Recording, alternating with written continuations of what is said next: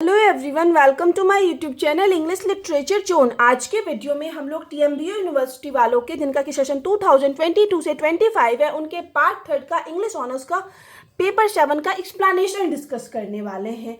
जब हम आज से 6 महीना पहले पार्ट थर्ड का सजेशन अपलोड किए थे इंग्लिश ऑनर्स का, तो उसमें ना पेपर 5, पेपर 6, पेपर 7 में क्या क्या अब की बार पढ़ के जाना है ना, वो बताए हुए थे। तो पेपर 5 और पेपर 6 का ऑलरेडी हम एक्सप्लेनेशन सॉल्व के अपलोड करवा चुके हैं। तो इस वाली वीडियो में पेपर 7 का एक्सप्लेनेशन पढ़ेंगे। पेपर 8 में जो है कोई एक्सप्लेनेशन नहीं आता है। पेपर 7 में जो है एक्सप्लेनेशन 8 2 जा 16 मार्क्स का आएगा, और एक्सप्लेनेशन में एग्जाम में जो है heading explain with reference to the context दिया रहेगा। सजेशन में जो भी इंपॉर्टेंट एक्सप्लेनेशन पेपर 7 के लिए बताए हुए थे वो सारा आज के वीडियो में हम लोग पढ़ेंगे। सबसे पहले पोइट्री वाला एक्सप्लेनेशन पढ़ते हैं। मोस्टली पेपर 7 में सबसे पहले पोएम का ही लाइन दिया हुआ रहता है। सबसे इंपॉर्टेंट जो अब की बार के लिए है पोइट्री का लाइन, वो माई मदर ओनली सेड करके आएगा। ठीक है, ये वाला एक्सप्लेनेशन मोस्टली 1 साल छोड़ के 1-2 साल के गैप पे पूछा ही है, तो इसलिए अब की बार के लिए ये इंपॉर्टेंट हो जाता है। तो इसमें सबसे पहले आप रेफरेंस वाला सेक्शन डालोगे। रेफरेंस में लिखोगे this poetic lines have been taken from Nissim Ezekiel famous poem night of scorpion. कि ये जो पोइटिक लाइन्स है, ये जो कविता की लाइन है ना, ये इसको लिया गया है नजीम एज़ेकियल की प्रसिद्ध कविता नाइट ऑफ स्कॉर्पियन से। इस तरीके से अगर आपके पास टाइम हो तो आप इस तरीके से अंडरलाइन भी कर दोगे, ठीक है, दिखाने के लिए कि ये जो पार्टिकुलर लाइन है नजीम एज़ेकियल की पोएम नाइट ऑफ स्कॉर्पियन से लिया गया है। The poem is about an incident that the poet has not forgotten in his life. ये जो कविता है ना, वो एक इंसिडेंट, एक घटना के बारे में है जो कि कभी अपनी जिंदगी में, अपनी पूरी लाइफ में भूल नहीं पाते हैं। उसी घटना पे आधारित है ये वाली कविता। It was a night when a scorpion bit his mother. Poet जो है अपने लाइफ में उस इंसिडेंट की बात करते हैं कि एक रात जो है उनकी माँ को एक स्कॉर्पियन, एक बिच्छू काट लिया था। And all the superstitious villagers, और वहाँ पे जितने भी सुपरस्टिशियस, इट मीन्स अंधविश्वासी विलेजर्स थे ना, डिड इरेशनल थिंग्स। वे सारे इरेशनल थिंग्स, इट मीन्स अजीब तरीके की चीज़ें कर रहे थे, तरकीन चीज़ें कर रहे थे, इट मीन्स झाड़ फूक करवा रहे थे, रेदर देन हेल्पिंग हर, उनकी मदद करने के बजाय। तो उसी के बारे में ये कविता है। अब नेक्स्ट कंटेक्स्ट वाला सेक्शन आपको लिखना है। कंटेक्स्ट हेडिंग डाल के आगे लिखना है थ्रू अबव मेंशन लाइन, के ऊपर मेंशन किए गए पंक्तियों के जरिए the poet says the greatness of a mother. Poet जो है एक माँ की ग्रेटनेस को, माँ की महानता को दिखाते हैं। She is thankful to God that the scorpion has picked her and not harmed her children. She it means माँ जो है यहाँ पे भगवान को धन्यवाद देती है कि जो बिच्छू है ना, वो उनको चूज कर लिया, उनको काटा, उनके बच्चे को नहीं काटा। इस रीजन की वजह से माँ जो है इस कविता के माध्यम से भगवान को धन्यवाद देती है। A mother will bear the pain with smiling face, और एक माँ जो है स्माइलिंग फेस, इट मीन्स हंसते हुए चेहरे के साथ पेन को बर्दाश्त कर जाती है या बियर कर जाती है, सह जाती है। But not let her children suffer, लेकिन अपने बच्चों को सफ़र करने नहीं देती है। तो उसी के कॉन्टेक्स्ट में ये जो लाइन है लिखा गया है। अब नेक्स्ट मेनली एक्सप्लेनेशन वाला सेक्शन आएगा। This lines are the last stanza of the poem which is quite emotional and heart touching. कि ये जो पंक्तियां हैं जो दिया गया है माई मदर करके, वो जो है पोएम का नाइट ऑफ स्कॉर्पियन का सबसे आखिरी स्टांजा है। ये जो लाइन है वो इमोशनल है और हार्ट टचिंग भी है। It reflects the motherhood of A lady, और ये जो पंक्तियां हैं एक लेडी के, एक औरत के मदरहुड को, इट मीन्स ममता को दिखाता है, ममता को रिफ्लेक्ट करता है, प्रदर्शित करता है। After 20 hours of acute pain, the speaker's mother gained consciousness. Her first words were for God.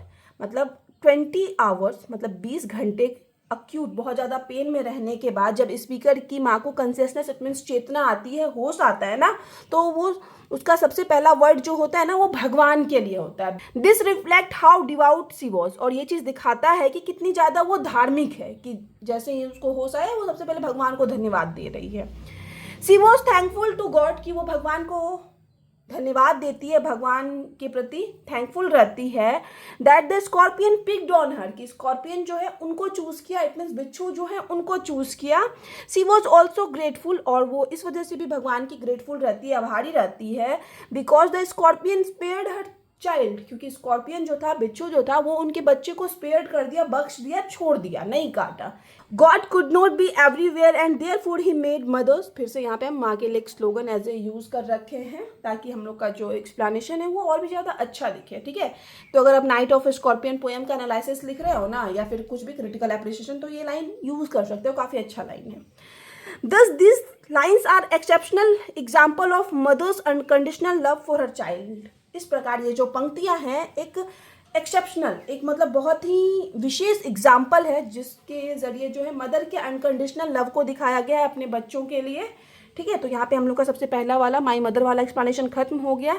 For example, आपके एग्जाम में अगर नाइट ऑफ स्कॉर्पियन कविता आ गई क्रिटिकल एप्रिसिएशन में, और अगर हम आपको सजेस्ट नहीं कर रखे हैं कि आप प्रिपेयर करके जाओ, तो आप इस तरीके से बना के थोड़ा बहुत लिख सकते हो वहाँ की ग्रेटनेस को दिखाते हुए, क्योंकि हम एक्सप्लेनेशन में थोड़ा बहुत आपको इस बारे में बता रखे हैं।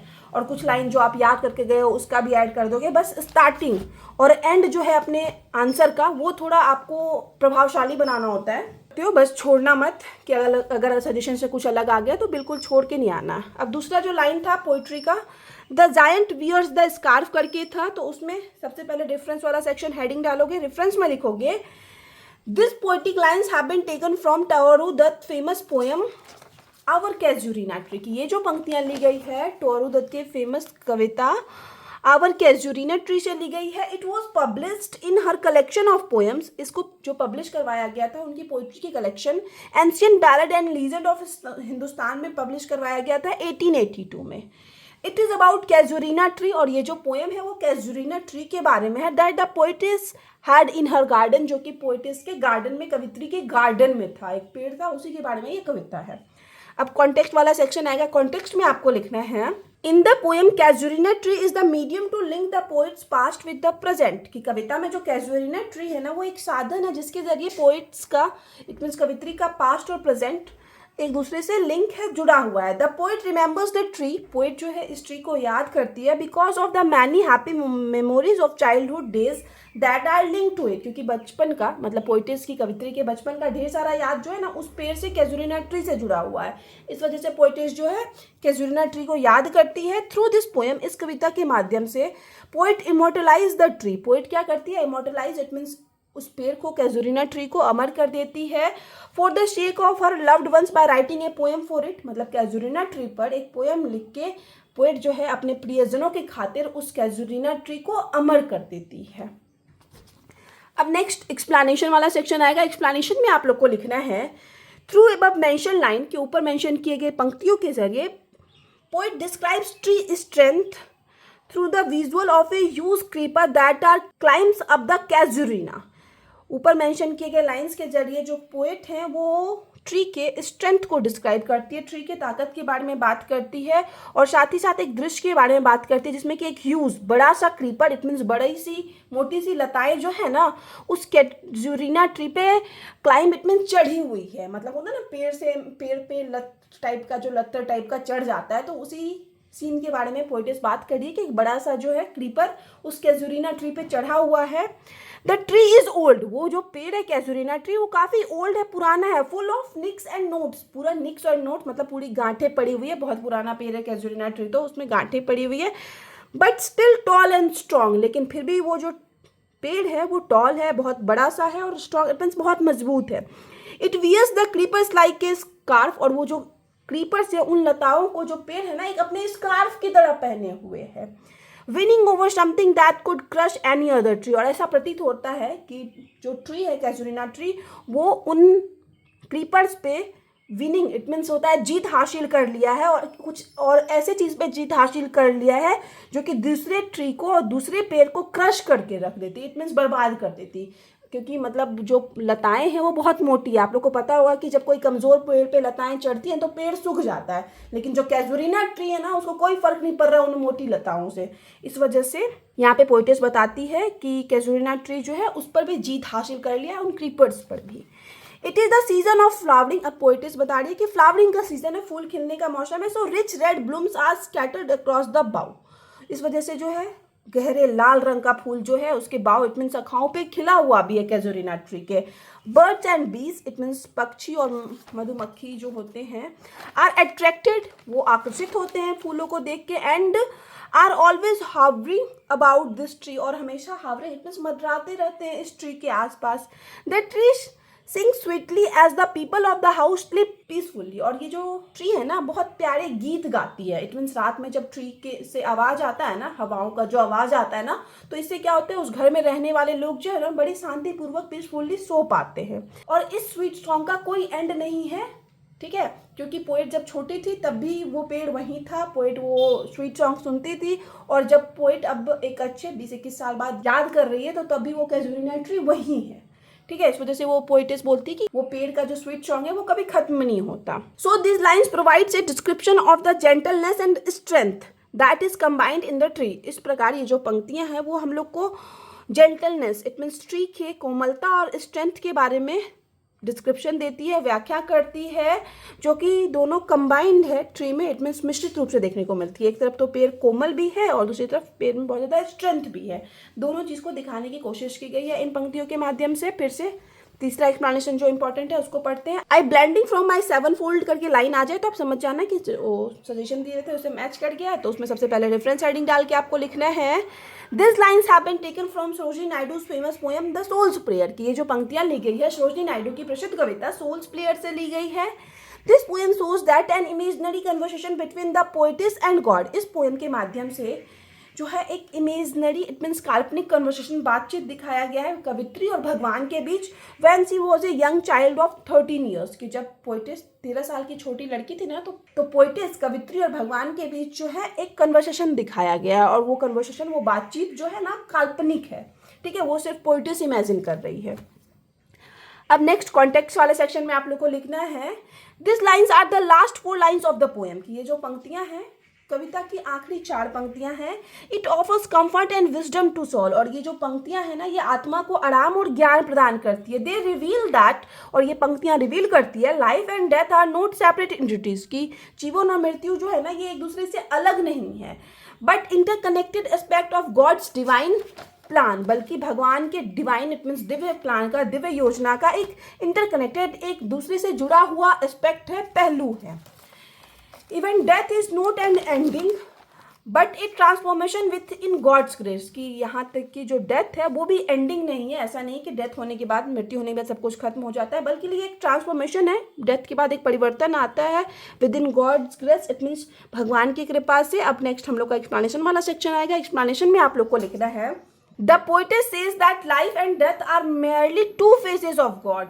पोएटिस यहाँ पे कहती है कि लाइफ और डेथ जो है वो सिर्फ 2 फेस है, 2 पहलू है, 2 चेहरा है गॉड का। His light and his shadow, एक उनका लाइट है और एक शेडो है। She compares life with a prism. Poetess जो है लाइफ को कंपेयर करती है एक प्रिज्म के साथ। साइंस में आप प्रिज्म के बारे में पढ़े होंगे 9th-10th क्लास में, तो पोएटिस प्रिज्म के साथ लाइफ को कंपेयर कर रही है। Through which the colour of life including joy and sorrow are released, जिसके जरिए लाइफ के जो कलर है, जीवन के जो कलर है, जॉय इट मीन्स खुशी और सॉरो इट मीन्स दुख, वो दोनों रिलीज्ड होते हैं, गुजरते हैं।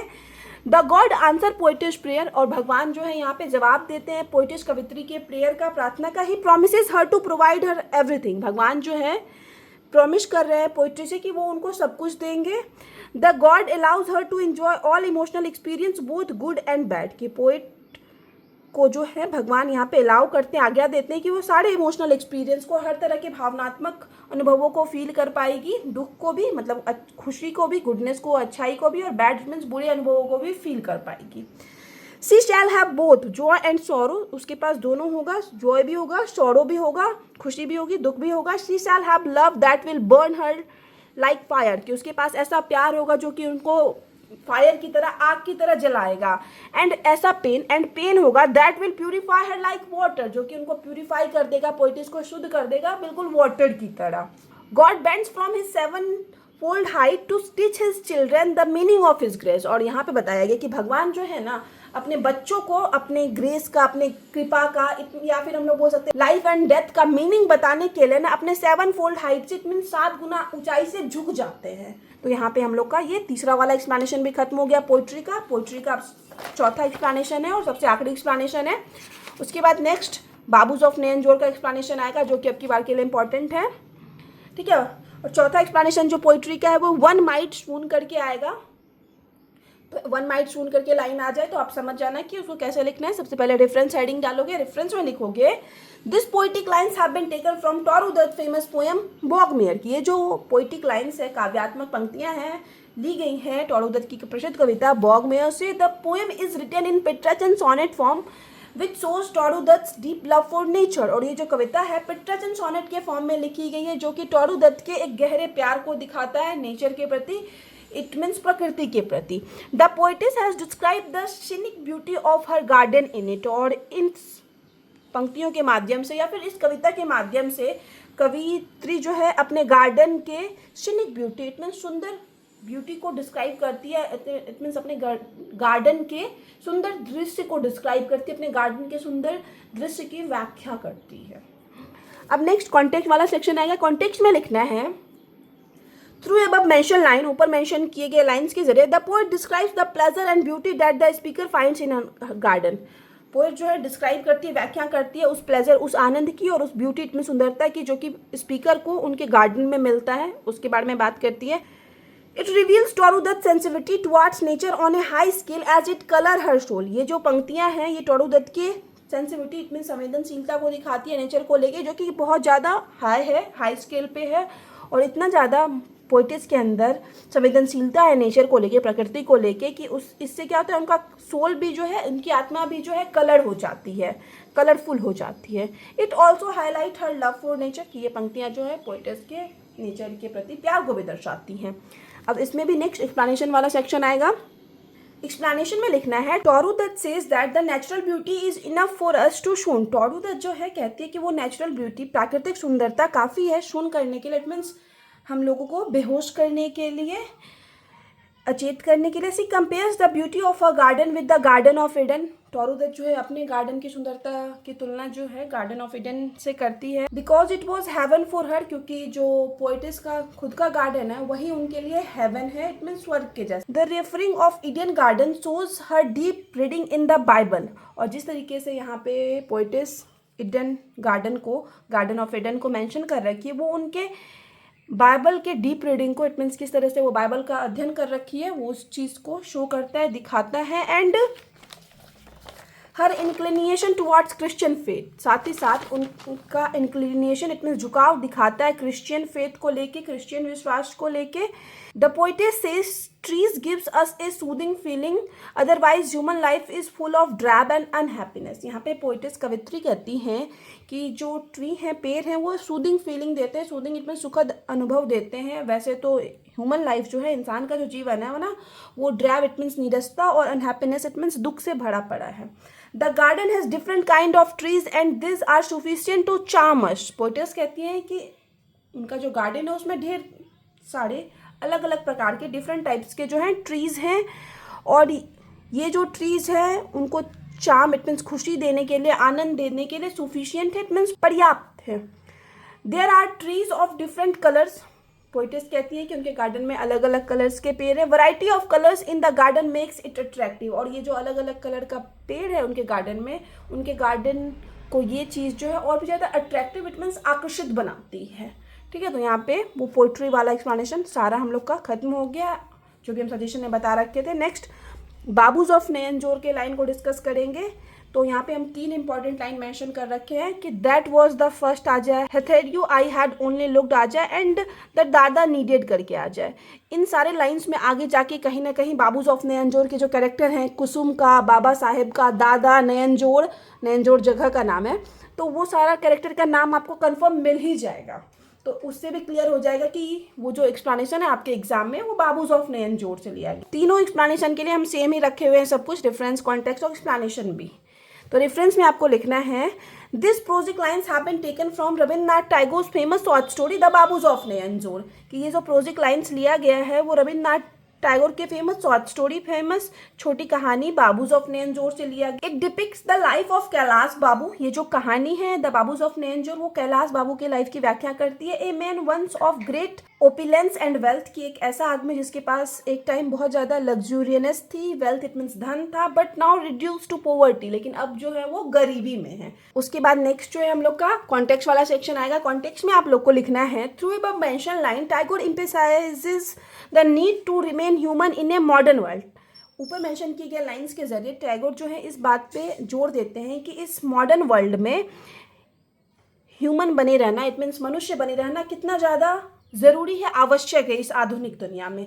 where relationship are purely transactional and seen as socio economic terms. जो मॉडर्न वर्ल्ड है, आधुनिक दुनिया है, जहाँ पे सारा रिलेशनशिप, सारे रिश्ते जो हैं ट्रांसजेक्शनल, इट मीन्स लेन देन से संबंधित हो गए हैं। सारे रिश्तों में बिजनेस देखा जाता है और कहीं ना कहीं सामाजिक आर्थिक स्थिति जो है वो भी बहुत ज़्यादा महत्व रखती है रिलेशनशिप में।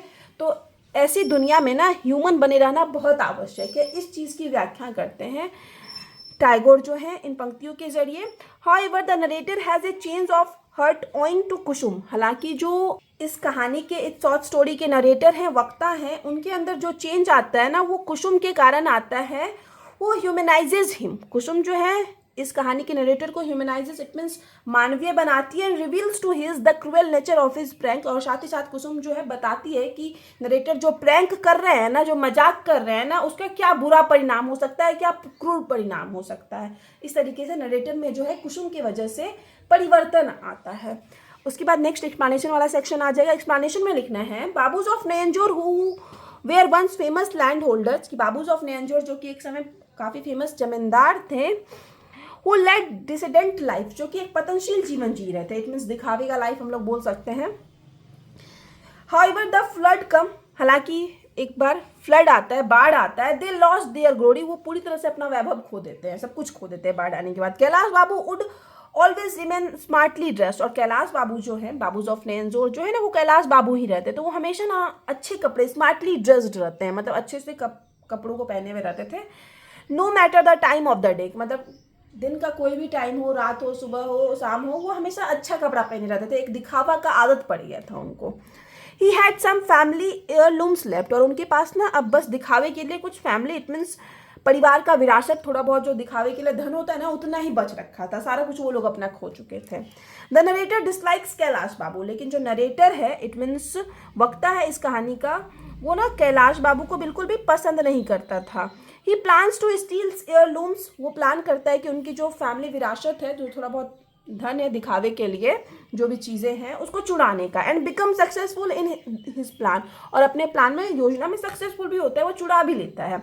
When he was going after theft, और जब वो चोरी करने के बाद वापस जा रहा होता है, he sees Kusum sitting in a corner। वो देखता है कुसुम को कि वो एक कॉर्नर में बैठी हुई है एंड weeping, और रो रही है।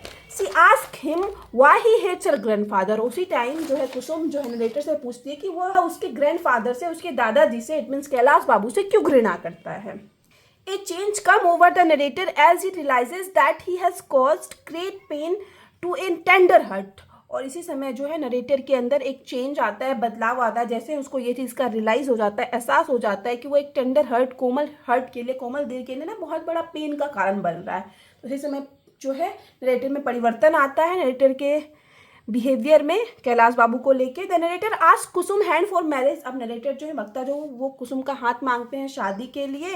And Kailash Babu acknowledge for the first and last time. और इसी समय जो कैलाश बाबू है, इट मीन्स कुसुम के दादाजी हैं, बाबूज ऑफ नयनजोर है, वो पहली बार ये स्वीकारते हैं that he is a poor man, कि वो जो है पुअर मैन है, गरीब आदमी है। And that great Fortune has fallen on him. और उस पर जो है बहुत बड़ा दुर्भाग्य टूट पड़ा है। तो इस पूरी शॉर्ट स्टोरी के दौरान इसी समय जो है कैलाश बाबू अपनी असलियत को स्वीकारते हैं। दस थ्रू अबव मेंशन लाइन, इस प्रकार ऊपर मेंशन किए गए लाइंस के जरिए writer portrays conflict between classes and conflict between generations. ऊपर मेंशन किए गए लाइंस के जरिए जो राइटर हैं, टैगोर हैं, वो क्लासेस, अलग अलग वर्गों के बीच और साथ ही साथ अलग अलग जनरेशन्स के बीच ना कन्फ्लिक्ट दिखाए हुए हैं, संघर्ष दिखाए हुए हैं। तो यहाँ पे हम लोग का बाबूज ऑफ नयनजोर वाला एक्सप्लेनेशन खत्म हो गया।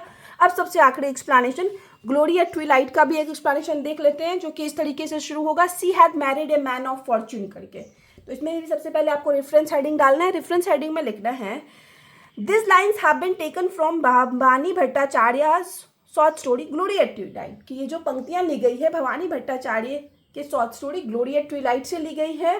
Taken from collection steel hawk and other stories. और ये जो कहानी लिया गया है वो steel hawk and other story नाम की कलेक्शन से लिया गया है। It is about a man's ups and down throughout his life. और ये शॉर्ट स्टोरी जो है एक मैन के उतार चढ़ाव के बारे में है, कि कैसे एक मनुष्य, एक आदमी के जीवन में ना पूरी लाइफ के दौरान उतार चढ़ाव आता है। और gives A clear picture that one should not trouble others for his personal wants और नीड। और साथ ही साथ ये जो शॉर्ट स्टोरी है वो इस चीज़ का एक क्लियर पिक्चर, एक साफ पिक्चर रिप्रेजेंट करती है कि किसी को भी ना अपने पर्सनल वांट्स के लिए, अपने पर्सनल इच्छाओं के लिए, पर्सनल ज़रूरत के लिए ना दूसरों को ट्रबल, इट मीन्स परेशान नहीं करना चाहिए, दूसरों को दिक्कत नहीं देना चाहिए। ठीक है, नेक्स्ट उसके बाद कॉन्टेक्स्ट वाला सेक्शन आएगा। कॉन्टेक्स्ट में लिखना है above mentioned lines is about the emotional and psychological impact of man's failure on his relationship। के ऊपर मेंशन किया गया जो लाइन्स है ना वो एक इमोशनल, इट मीन्स भावनात्मक और साइकोलॉजिकल इम्पैक्ट के बारे में है, भावनात्मक और साइकोलॉजिकल प्रभाव के बारे में है कि मैन के फेलियर का, एक आदमी जब फेल होता है ना तो उसके रिलेशनशिप पे क्या इमोशनल और साइकोलॉजिकल प्रभाव पड़ता है, particularly from the perspective of how his wife perceives him, और विशेष रूप से इस पर्सपेक्टिव से, उस उद्देश्य से कि उसकी वाइफ जो है उसके फेलियर को किस तरीके से परसीव करेगी, किस तरीके से लेगी। The crisis is clearly a difficult situation the man is experiencing, और वो जो क्राइसिस वाली सिचुएशन है वो ऑलरेडी एक डिफिकल्ट सिचुएशन है, एक बहुत कठिन समय है और जिसको कि वो आदमी फेस कर रहा है, लेकिन इस समय भी उसको अपने वाइफ का टेंशन होता है कि उसकी वाइफ जो है इस क्राइसिस को किस तरीके से लेगी, उसका साथ देगी या नहीं देगी। तो उसी कॉन्टेक्स्ट में ये लाइन जो है लिखा गया है, एक मैन के इमोशनल और साइकोलॉजिकल इम्पैक्ट को दिखाया गया है। अब नेक्स्ट एक्सप्लेनेशन हेडिंग डाल के लिखना है कि the man was once wealthy और सक्सेसफुल। आदमी जो है एक टाइम था जब वो वेल्दी था, पैसा वाला था और सक्सेसफुल था, and his wife married him during that time, और उसकी पत्नी उसे तब ही शादी करती है जब वो काफ़ी पैसा वाला है। Now he is facing a crisis and this makes the situation even more painful for him. अब वो जो आदमी है वो क्राइसिस का सामना कर रहा है, मतलब उसकी लाइफ में पतन आ गया है, उसका सारा कुछ छिन गया है, खो गया है, क्राइसिस आ गया है, और ये सिचुएशन जो है उसके लिए काफ़ी ऑलरेडी पेनफुल है, दर्ददायक है। His earlier life probably filled with challenges, कि जो मैन था उसका अर्लियर में शुरुआती भी जीवन जो था ना वो चैलेंजेस से भरा पड़ा था, जब वो सक्सेसफुल इंसान नहीं था, जब वो कोशिश ही कर रहा था कुछ अच्छा करने का। That he overcome to achieve success, और उस चैलेंजेस से वो ओवरकम कर पाता है, निकल पाता है सक्सेस पाने के लिए। और सक्सेस पाने के बाद भी क्या होता है कि मनुष्य के जीवन में या फिर एक मैन के जीवन में फेलियर आता है। However, ending has changed, हालांकि जो अंत था वो बदल चुका है, इट मीन्स वो सक्सेस तो हासिल कर लिया, उसके बाद अच्छा जीवन की कल्पना करता है, लेकिन अब जो एंड है वो बदल चुका है। His recent failure signifies the complete loss of admiration, dignity and self respect। उसका जो रिसेंट, इट मीन्स जस्ट तुरंत ही फेलियर उसको मिला है, असफलता मिली है, वो उसके कंप्लीट लॉस ऑफ एडमायरेशन की, कैसे वो पूरी तरह से एडमायरेशन, इट मीन्स प्रशंसा को खो देता है, डिग्निटी इट मीन्स अपनी प्रतिष्ठा खो देता है, और साथ ही साथ एक मैन जो अपनी सेल्फ रिस्पेक्ट खो देता है जब उसको फेलियर का सामना करना पड़ता है। His wife is from A wealthy background, और जब उस मैन की वाइफ किसी वेल्दी बैकग्राउंड से, इट मीन्स पैसे वाले बैकग्राउंड से हो, intensifies his feeling of same in the face of this crisis. तो वो चीज़ ना, जब वाइफ एक वेल्दी बैकग्राउंड से हो, धनवान फैमिली से हो, तो वो सेम वाली फीलिंग जो होती है, वो सन वाली फीलिंग जो होती है ना, उसको और भी प्रबल कर देती है उसकी कठिनाइयों के समय में। ठीक है, उसको लगता है कि पता नहीं उसकी वाइफ जो है उसके क्राइसिस को, उसके फेलियर को किस तरीके से लेगी, वो सामना कर पाएगी या नहीं कर पाएगी, क्योंकि वो जब मेरे से शादी की थी तो हम एक सक्सेसफुल इंसान थे। ठीक है, तो यहाँ पे हम लोग का एक्सप्लेनेशन वाला सारा सेक्शन खत्म हो जाता है। वीडियो अगर आपको अच्छा लगा, आपके लिए हेल्पफुल है, तो आप लोग वीडियो को लाइक करना, चैनल को सब्सक्राइब करना और कमेंट करके बताना वीडियो आपको कैसा लगा। मिलते हैं नेक्स्ट वीडियो में नेक्स्ट टॉपिक के साथ।